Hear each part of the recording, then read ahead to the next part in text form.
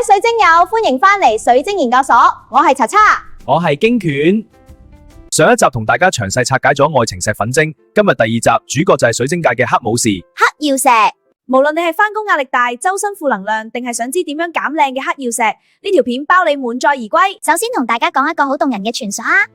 喺北美印第安部落有一個種族叫阿帕奇，傳說喺19世紀70年代，阿帕奇嘅勇士們出外征戰，遇到敵人埋伏，全軍覆沒。消息傳返部落，佢哋嘅妻子同戀人悲痛欲絕。真係好傷心啊，係啊。奇妙嘅事發生咗，姑娘們嘅眼淚跌落地之後，竟然幻化成一粒粒嘅黑曜石。真係好神奇啊！所以印第安人叫黑石做阿帕希之類。傳說話，如果你擁有咗呢粒黑色石頭，阿帕奇嘅姑娘已經幫你流乾晒所有眼淚。原來黑曜石係咁有溫度噶。咁從科學角度，黑曜石係點樣形成噶？黑曜石其實係火山噴發嘅產物。億萬年前火山爆發嘅時候，高溫嘅岩漿噴出地表，遇到空氣，瞬間快速冷卻凝固。火山噴發冷卻得太快，岩粉入邊嘅二氧化石凝結慢慢結晶，就形成咗呢種非晶晶質嘅黑色寶石。咁佢咩功效啊？黑曜石對應人體嘅海底輪，象徵穩定同保護。佢最核心嘅作用就係吸收身體嘅負能量，緩解壓力。特別適合經常捱夜、壓力大嘅朋友。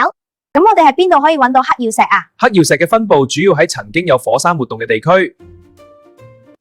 全球主要產地有墨西哥、美國、日本、冰島，仲有中國嘅西藏、黑龍江等地。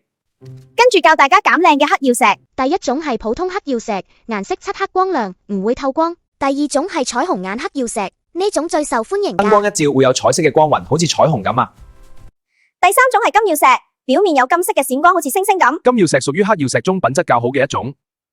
總結揀黑曜石秘訣：黑得夠純，冇明顯雜紋，有光暈清晰，金色閃光亮澤，就係最靚嘅黑曜石。